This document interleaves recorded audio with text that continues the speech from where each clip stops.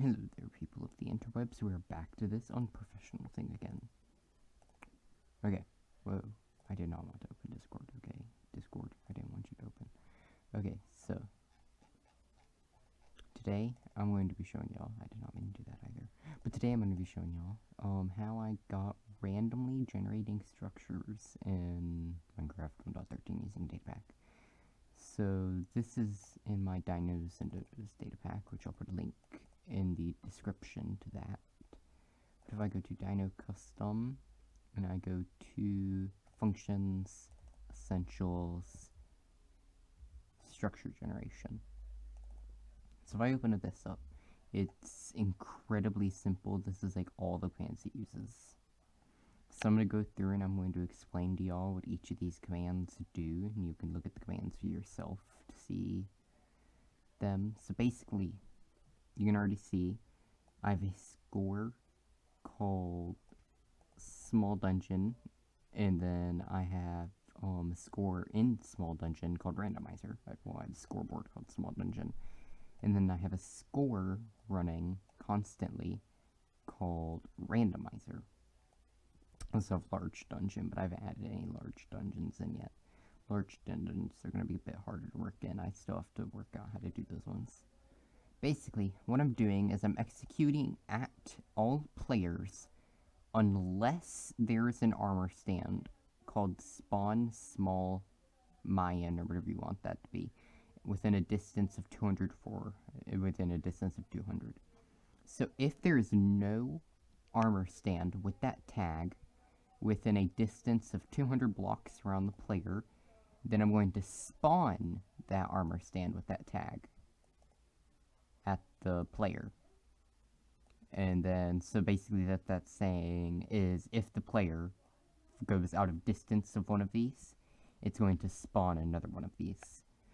And then those are how I generate the structures. So basically, now what I'm doing is if that armor stand with that tag does not have the tag spread on it, then I'm going to spread it. I'm going to run spread players within, so like for small ones, I'm spreading them within a 100 block distance of the armor stand's original place.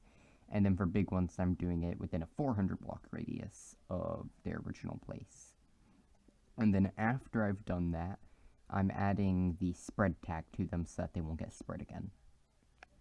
And then these are just constantly adding a score of 1 to the randomizer for each of these. And then basically once they hit a certain number, they're going to sit back to 0. So like, if the randomizer for Small Dungeon hits 7, then it's going to run player set randomizer Small Dungeon 0, so I'm setting the score back to 0. Then, what I proceed to do is, so, like, this is how I get the random dungeons to spawn. So, if it is a, so it'll execute at that armor stand with that tag if it does not have the tag spawned. So if it does not have the tag spawned, then if the block level 56 is stone, and then if the score, then this is where the randomizer comes in place. So this armor stand being spawned is completely dependent on this randomizer. So as soon as that armor stand is spawned, this randomizer is going to choose which dungeon it wants to spawn at that armor stand. And because this is all happening within 1 tick, you see this is, all of these commands are being ran every tick. So yeah. So basically, as soon as the armor stand is spawned, these numbers, whatever that randomizer is at, whenever it was spawned, is going to decide which dungeon gets spawned. So if it was at 1, it's going to spawn Mayan Temple 1. If it was at 2, it's going to spawn 2. 3 is going to spawn 3. 4 is going to spawn 4, etc. And then I'm doing that at level 56. I'm setting at level 56, and I'm setting the block at level 57 at below that armor stand to a redstone block.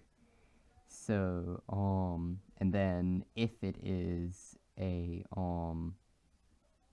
if block 56 is air, because this is going to leave an air gap, then it's going to add the tag spawned to that armor stand, so that won't spawn another structure.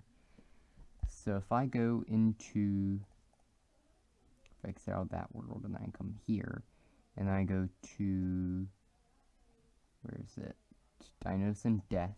I can show y'all an example of this in work. This is my test world for Dinos and Dodos, or my survival world for Dinos and Dodos, where I test beta things. So if I come into here, let's see, I'm already in Spectator.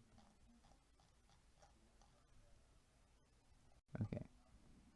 So I know that somewhere in this swamp, I have a generated structure. Oh, you can just see it spawned. Oh yeah, look at that. You can just see it's so this is one of the, you can just see that just spawned a structure here. Because this is not, we spawned like right here and it just spawned right here. So this is one of the downsides with this method, is that it can spawn in areas you've already explored. But everything has its downsides, and as you can see, this has a lot of treasure in it. Oh yeah, and it can't do it because that hasn't generated the loot yet. But yeah, so as y'all can see, what? Oh, it's Jade. As y'all can see, this method does work, but it does have that downside to it, but that's not that much of a downside, to be honest. Like, it's still generating structures, and somebody pointed out to me that on Reddit, if you go to the Minecraft Reddit, people are saying that randomly generating structures are almost impossible to do with data packs in 1.13. Well, here y'all go. Here's a method for randomly generating structures in 1.13. It's not really that random, but it's pretty good. I'd say it's a good method for what I'm trying to do. For other, yeah, you can just see it just did another one. But you can, like, there you can see it just did another one. Oh, it's spawning the large ones because, yeah, okay. But yeah, yeah. It'll spawn large ones a lot more often than it will, oh, here's another one. This one, I do believe, was already here. Yeah, as you can see, this one was already here. I already looted it because it's missing chests. They should always have all of the chests in them, but this one's missing chests. I already looted this one. This one's old. So is this one, yeah, because I remember I took a screenshot of these two sitting here before. Just like that. I took that screenshot right there. Yep, as you can see, I've already looted these two. So yeah, these two have already been spawned. But yeah. This is my method of getting randomly generating structures. So, yeah. I'm going to show y'all all the commands here. I'm just going to slowly scroll through here.